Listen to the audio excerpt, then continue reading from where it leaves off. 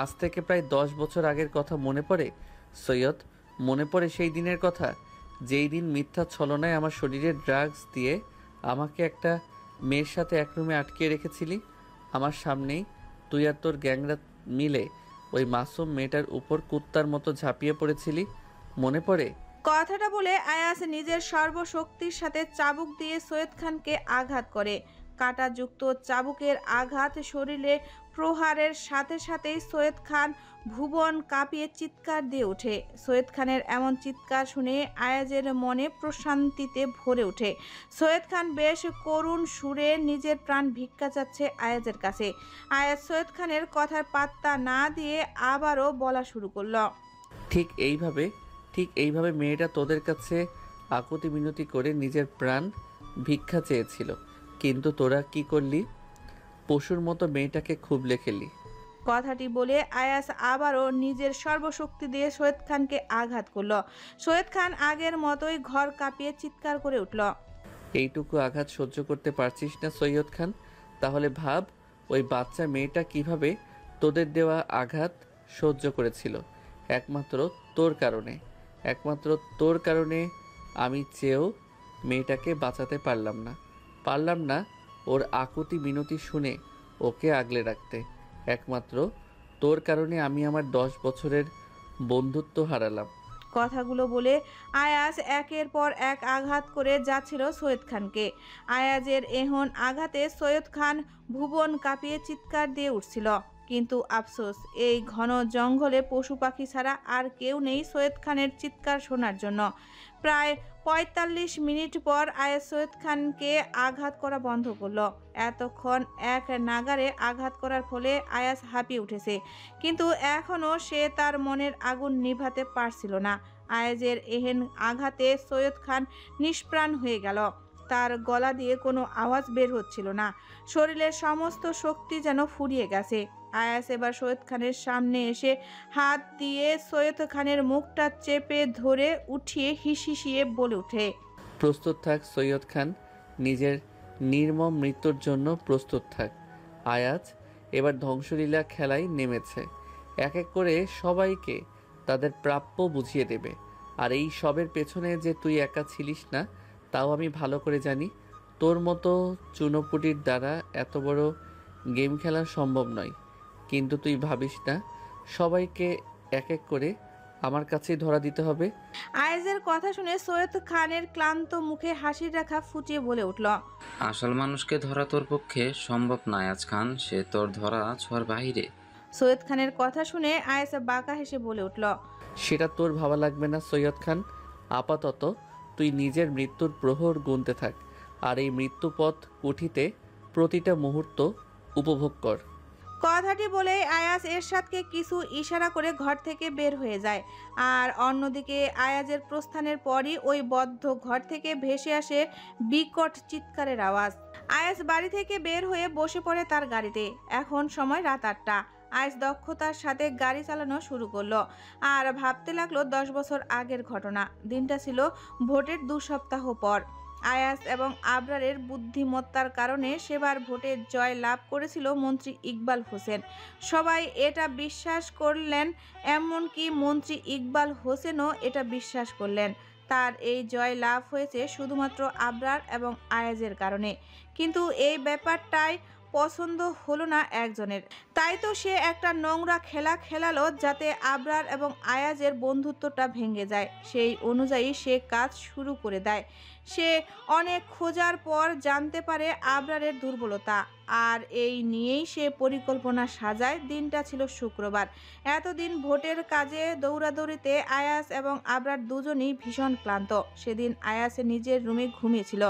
তখন সময় হবে প্রায় বিকেল 5টা। হঠাৎই আয়াজের ঘুমের ব্যাঘাত ঘটিয়ে তার ফোনটা বেজে উঠল। আয়াস ফোন হাতে নিয়ে দেখতে পায় অপরিচিত একটা নাম্বার থেকে ফোন এসেছে। আয়াজের চোখে তখনও ঘুম লেগে আছে। আয়াস কোনো মতে ফোন রিসিভ করে কানে ধরল। আর কানে ধরার সাথে সাথে ওপাশ থেকে কোনো মেয়ের কান্নারত আওয়াজ ভেসে আসে। ভালো ভাইয়া, ভালো ভাইয়া, আমাকে বাঁচাও। ওরা আমাকে ওরা ওরা মেরে ফেলবে আমাকে ভাইয়া, প্লিজ বাঁচাও আমাকে। ফোনের ওপাশের মেয়েটার কণ্ঠ শুনে আয়াজের ঘুম উড়ে যায়। নূপুর, নূপুর তুমি কোথায়? কাদের কথা বলছো? কোথায় তুমি? হ্যাঁ, ও পাশের মেয়েটা নূপুর ছিল। নূপুর আর কিছু বলতে নিবে তখনই কেউ নূপুরের কাছ থেকে ফোনটা কেড়ে নিল। কেমন আছিস আয়াস? সৈয়দ খান। ও যাক, চিনতে পেরেছিস তাহলে। আয়াস এবার হুংকার দিয়ে বলে উঠল। কুত্তার বাচ্চা, তোর সাহস কি করে হলো নূপুরের গায়ে হাত দেওয়ার? উফ আয়াজ, অল্পতেই এত হাইপার হোস কেন? এখনো তো কিছুই করলাম না, কিন্তু তুই যদি সময় মতো না আসিস তাহলে অনেক কিছুই করে ফেলবো। আয়াস আগের মতোই হুংকার দিয়ে বলে উঠল। খবরদার সৈয়দ খান, নূপুরের গায়ে যদি একটা টোকাও পড়ে তাহলে তোকে আমি জ্যান্ত পুঁতে ফেলবো বলে দিলাম। আমি আসছি, তুই ঠিকানা বল, আমি এক্ষুনি আসছি। সৈয়দ খান ঠিকানা বলাতে আয়াস দ্রুত গায়ের টি শার্ট জড়িয়ে বেরিয়ে পড়ে নূপুরের উদ্দেশ্যে। এত কিছুর মাঝে আয়াস আবরারের কথা বেমালুম ভুলেই গিয়েছিল। আয়াস সৈয়দ খানের দেওয়া ঠিকানায় পৌঁছে দেখতে পেল একটা পরিত্যক্ত বাড়ি। আয়াস বাড়িতে প্রবেশ করে নূপুরকে ডাকতে থাকলো, কিন্তু নূপুরের অস্তিত্ব খুঁজে পেল না। আয়াস হন্তদন্ত হয়ে নূপুরকে খুঁজে যাচ্ছিল। ঠিক তখনই কেউ একজন পেছন থেকে আয়াজের ঘাড়ে একটা ইঞ্জেকশন পুশ করে দিল। ইঞ্জেকশন পুশ করার সাথে সাথে আয়াস নিজের ঘাড় ধরে মেঝেতে বসে পড়ল। ঘাড়ের ব্যথা মুহূর্তে সারা অঙ্গে ছড়িয়ে পড়ল আয়াজের। আয়াজের শরীর ধীরে ধীরে অবশ হতে থাকলো। আয়াজ আফসা আফসা চাহনিতে সামনের দিকে তাকাতেই দেখতে পেল সৈয়দ খান সহ 3 জন ছেলে নূপুরকে ধরে নিয়ে আসছে। নূপুর আয়াজকে দেখতে পেয়ে কান্নারত অবস্থায় বলে ওঠে। ভালো ভাইয়া, ভালো ভাইয়া, বাঁচাও আমাকে। ও ভালো ভাইয়া, প্লিজ বাঁচাও আমাকে, আমার জীবন, আমার ভীষণ ভয় করছে। আয়াস নূপুরের সমস্ত আকুতি ভরা কথা শুনতে পারছিল, কিন্তু সে পারছিল না নূপুরকে বাঁচাতে, পারছিল না নূপুরকে আগলে রাখতে।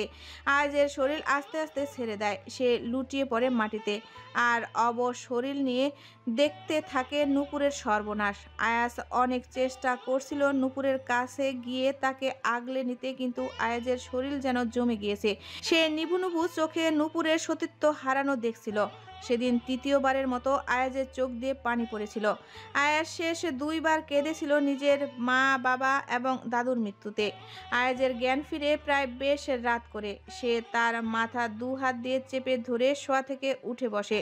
আয়াসে নিজেকে ধাতস্থ করে বুঝতে চেষ্টা করে সে কথায় আছে। আয়াস চারিদিকে চোখ বুলিয়ে দেখতে পায় সে একটা রুমের মধ্যে রয়েছে। আয়াসে নিজের দিকে লক্ষ্য করতেই সে চমকে ওঠে। খাটে সে অর্ধ উলঙ্গ হয়ে বসে আছে, গায়ে তার পাতলা চাদর কোমর পর্যন্ত। আয়াস নিজের অবস্থা দেখে যতটা না অবাক হয়েছে তার থেকে বেশি অবাক হয়েছে তার পাশে এলোমেলো অবস্থায় পড়ে থাকা নূপুরকে দেখে। নূপুরও অর্ধ উলঙ্গ হয়ে তার পাশে শুয়ে আছে, বুক পর্যন্ত চাদর দিয়ে ঢাকা তার। আয়াস কিছু বুঝে উঠতে নিবে তার আগেই সেখানে আবরার সহ আরও 2 জন মানুষ প্রবেশ করে। আবরার রুমে প্রবেশ করতেই হতবাক হয়ে যায়। সে কোনো দিন কল্পনাও করতে পারেনি আয়াস এবং নূপুরকে এই অবস্থায় দেখবে। আবরার নিজের হিতাহিত জ্ঞান হারিয়ে তেড়ে যায় আয়াজের দিকে। আয়াসকে উঠিয়ে কিছু না বলেই মারতে থাকে। আয়াস কল্পনাও করতে পারেনি আবরারের এই আচরণ। আয়াস নিজের পক্ষে সেদিন কিছুই বলতে পারেনি। আবরার সেই সুযোগই দেয়নি। সেদিন আবরারের মারে আয়াজের যতটা না কষ্ট পেয়েছিল তার থেকে বেশি কষ্ট পেয়েছিল যখন আবরার তাকে অবিশ্বাস করেছে। সেদিন আয়াজ আবরারের মারের কোনো প্রতিরোধ করেনি, তাই তো সে সেই ঘটনার পর টানা 2 সপ্তাহ হাসপাতালে ছিল। বর্তমান আয়াসের সব ভাবতে ভাবতে তার গাড়ি এসে পৌঁছায় কালো ডুপ্লেক্স আকারের বাড়ি। বাড়ির এক পাশে মনোমুগ্ধকর বাগান এবং অপর পাশে সুইমিং পুল।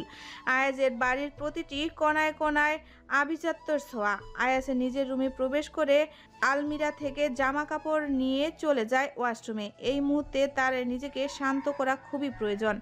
অন্যদিকে শুকনির আবরার কিচেনে রান্না করছিল, আর তখনই কেউ এসে তাকে পেছন থেকে জড়িয়ে ধরে। আবরার বুঝতে পারে কে তাকে জড়িয়ে ধরেছে।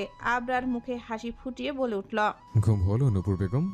আবরারের কথার প্রত্যুত্তরে নূপুর বলে উঠল, অনেক ভালো ঘুম হয়েছে জমিদার সাহেব। আবরার এবার রান্না রেখে নূপুরকে সামনে এনে তার কোমর জড়িয়ে বলে উঠল, ও তাই? ঘুম তো ভালো হবেই। আমাকে সারাক্ষণ জ্বালিয়ে ঘুম ভালো হবে না তো কি হবে? আবরারের কথায় নূপুর বাচ্চাদের মতো ঠোঁট উল্টে বলে উঠল, আমি আপনাকে জ্বালাই, এটা আপনি বলতে পারলেন জমিদার সাহেব? আবরার নূপুরের এমন বাচ্চামো কথা শুনে মুস্কি হেসে নূপুরের নাকের সাথে নিজের নাক হালকা ঘষে বলে উঠল, ইস, একদমই না। কে বলেছে আমার চড়ুই পাখি আমাকে জ্বালায়? আমার চড়ুই পাখি তো সবার থেকে ভালো। নূপুর এবার উচ্ছ্বাসিত হয়ে হাসি মুখে বলে উঠল, সত্যি বলছেন জমিদার সাহেব? সত্যি সত্যি 3 সত্যি। এবার যান বেগম সাহেবা, ফ্রেশ হয়ে আসুন। খাবার ধরতে গেলে প্রস্তুত হয়ে গেছে, আপনি আসলে একসাথে খাবো। নূপুর হাসি মুখে আবরারের কথায় সায় জানিয়ে সেখান থেকে চলে যায়। আর আবরার নূপুরের চলে যাওয়ার দিকে তাকিয়ে একটা দীর্ঘশ্বাস ছাড়ে।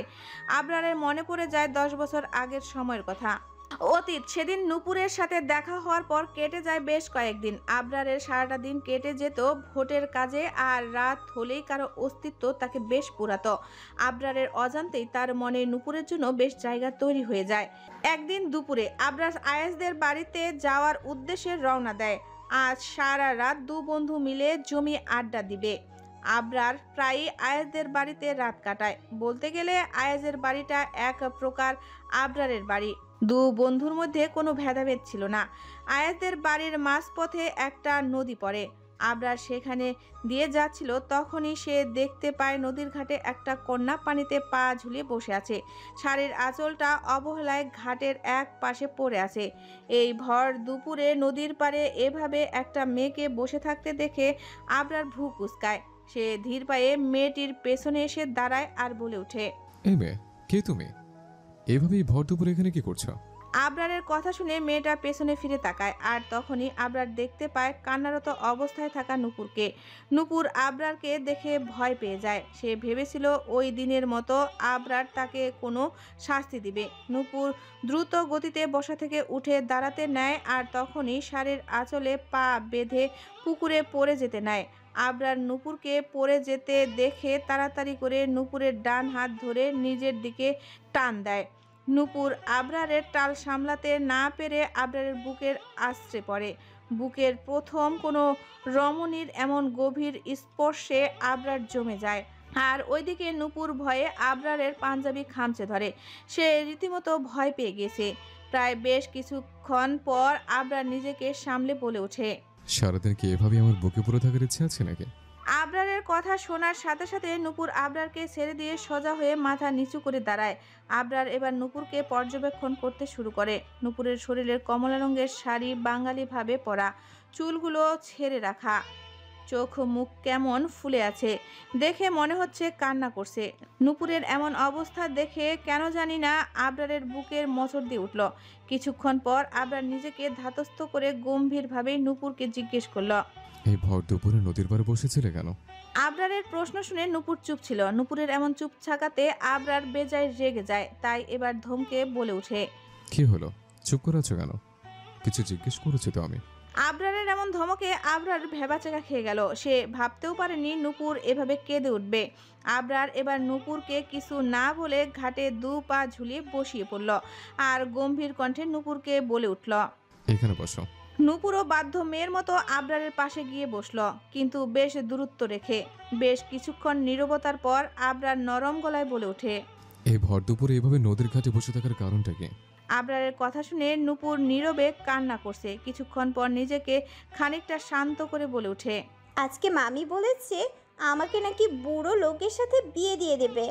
আমি নাকি তাদের অন্ন ধ্বংস করছি, তাই আমাকে বিয়ে দিয়ে তাদের মাথার বোঝা নামাবে। আর আর আর এই শুক্রবার ওই লোকের সাথে আমার বিয়েও ঠিক করে ফেলেছে।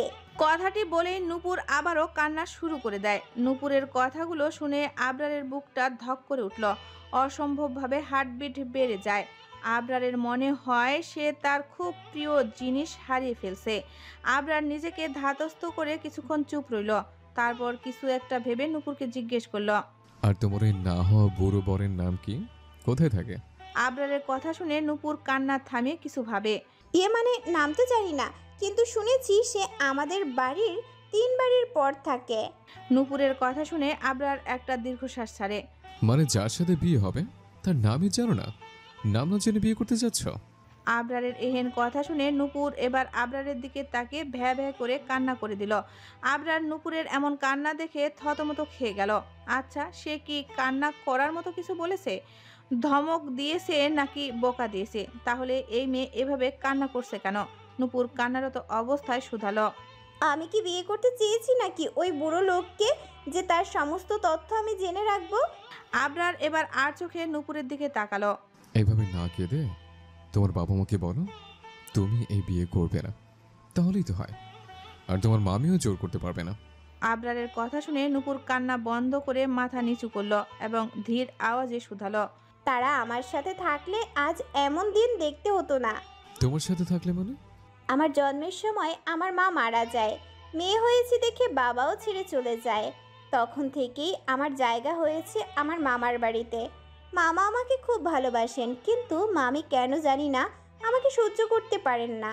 আবরার বেশ শান্ত ভঙ্গিতে নূপুরের কথা শুনল। আবরার এবার বসা থেকে উঠে দাঁড়াতে দাঁড়াতে বলে উঠল। এভাবে ভর দুপুরে নদীর ধারে বসে না থেকে বাড়ি যাও। আর হ্যাঁ, ওই তোমার না বুড়ো বরের কথা ভেবে কান্না করে বাড়িতে ঘুম দাও। ওই লোকের সাথে তোমার বিয়ে হবে না। এইটুকু বলে আবরার সেখান থেকে চলে যায়। নূপুর অবাক চোখে আবরারের চলে যাওয়ার দিকে তাকিয়ে থাকে আর ভাবতে থাকে, সত্যিই কি ওই বুড়ো লোকের সাথে আমার বিয়ে হবে?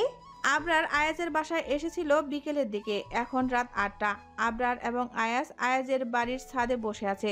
আবরার আয়াজের বাড়িতে আসার পর থেকে আয়াজ খেয়াল করছে আবরার কিছু একটা নিয়ে ভেবে চলছে। আয়াজ এবার আবরারের দিকে তাকিয়ে সন্ধিহান গলায় বলে উঠল। তোর কি হয়েছে রে আবরার? আসার পর থেকে দেখতেছি তুই কিছু একটা নিয়ে ভেবে যাচ্ছিস। সত্যি করে বল তো, কি নিয়ে ভাবছিস? আবরার আয়াজের দিকে তাকিয়ে বলে ওঠে। আমাদের সামনে অনেক বড় একটা কাজ আছে আয়াজ। আয়াজ ভ্রুকুসকে জিজ্ঞেস করে। আবার কিসের কাজ? রাজনীতি বিষয়ক কাজ? আয়াজ এবার বাঁকা হেসে বলে। না, বিয়ে ভাঙা বিষয়ক কাজ। এই তোর মাথা ঠিক আছে? কার বিয়ে ভাঙবি তুই? শালা, এদিকে নিজের বিয়ে হচ্ছে না আর ওইদিকে সে বিয়ে ভাঙার পায়তারা করছে। আরে শাল, আমার পুরো কথাটা তো শুনবি। এরপর আবরার আয়াজকে সকল ঘটনা খুলে বলল। সব শুনে আয়াজ বলে উঠল। বুঝলাম। কি বুঝলে? আয়াজ দুষ্টু মিশ্রিত স্বরে বলে উঠল। বুঝলাম এটাই যে মিশন ভোটের সাথে সাথে এখন মিশন বিয়ে ভাঙার পালা। আয়াজের কথা শুনে আবরার উচ্চ স্বরে হাসা শুরু করে দেয়। আবরারের সাথে সাথে আয়াজও হেসে দেয়।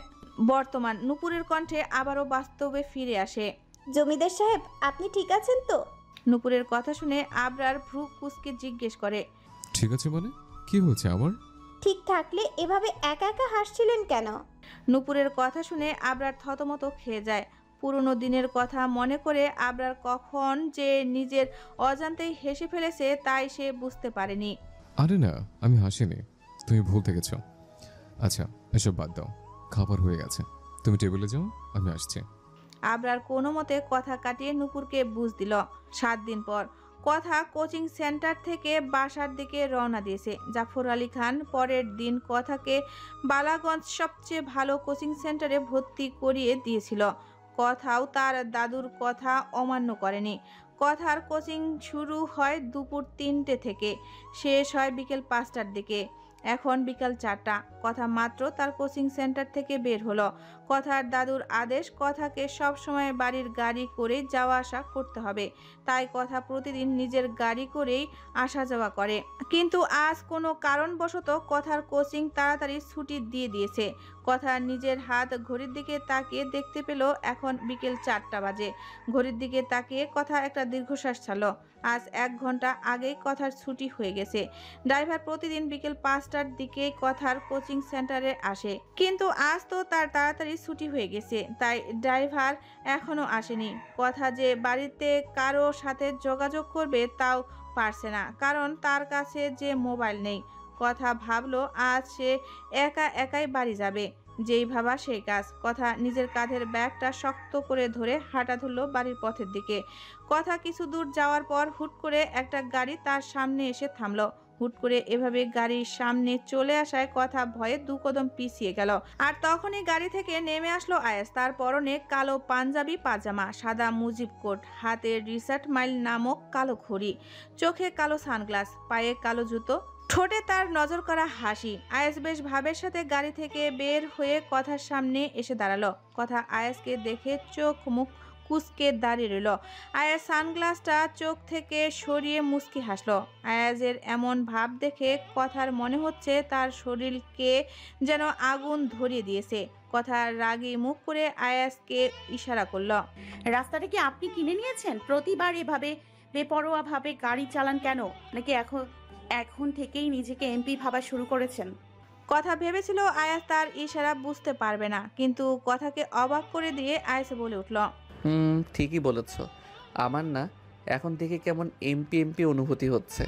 আর কি বললে? প্রতিবার আমি বেপরোয়াভাবে গাড়ি চালাই, নাকি তুমি বাচ্চাদের মতো রাস্তার মাঝে লাফালাফি করো? বয়স তো ভালোই হয়েছে, কিন্তু আফসোস বুদ্ধি এখনো ওই হাঁটুর নিচেই আছে। এত অপমান কি মেনে নেওয়া যায়? কথা আয়েজের দিকে তাকিয়ে রাগে ফুঁসছে। যেদিন থেকে তার আয়েজের সাথে দেখা হয়েছে সেদিন থেকেই হয়তো আয়াজ তাকে ধমকে কথা বলছে, আর না হয় ফ্রিতে চর থাপ্পড় দিয়ে দিচ্ছে। কিন্তু এত কিছুর মাঝে কথা এটা ভেবে পেল না আয়াজ তার ইশারা কিভাবে বুঝতে পারল। আমি জানি তুমি কি ভাবছো, এটাই যে আমি তোমার ইশারা কিভাবে বুঝতে পারলাম। তাহলে জেনে রাখো, এই আয়াজ খানের কাছে কোনো কিছুই অসম্ভব না। অবশ্য তোমার মতো মাথার নিচে ফাঁকা মানুষেরা আর কি বা বুঝবে। না, আর অপমান নিতে পারছে না কথা, তাই সে আয়েজের দিকে চোখ গরম করে তাকে আয়েজের পাশ থেকে চলে যেতে নিয়েছিল। কয়েক কদম যেতেই কথা শুনতে পেল। সুন্দরী চলেছে একা পথে, সঙ্গী হলে দোষ কি তাতে? রাগ করো না সুন্দরী গো, রাগলে তোমায় লাগে আরো ভালো। আয়াজের এহেন গান শুনে কথা সেখানেই দাঁড়িয়ে যায় আর পেছনে ঘুরে আয়াজের দিকে তাকায়। কথা আয়াজের দিকে তাকাতেই আয়াজ দুষ্টু হেসে কথাকে চোখ টিপ দেয়। কথা আয়াজের এহেন কাজে আয়াজকে মনে মনে হাজার বোকা দিতে দিতে রেগে ধূপধাপ পা ফেলে সেখান থেকে চলে যায়। আর আয়াজ কথার চলে যাওয়া দেখে বেশ জোরেই হেসে ফেলে।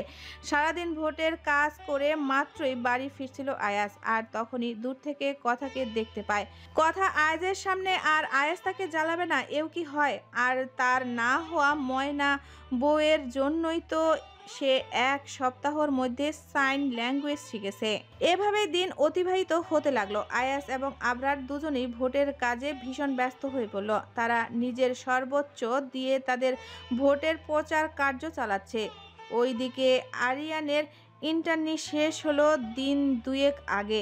এখন আরিয়ানের কাছে বেশ বড় সুযোগ আছে, আর তা হলো কানাডায় এসটি মাইকেল হসপিটালে 5 বছরের জন্য ডক্টরি করার সুযোগ।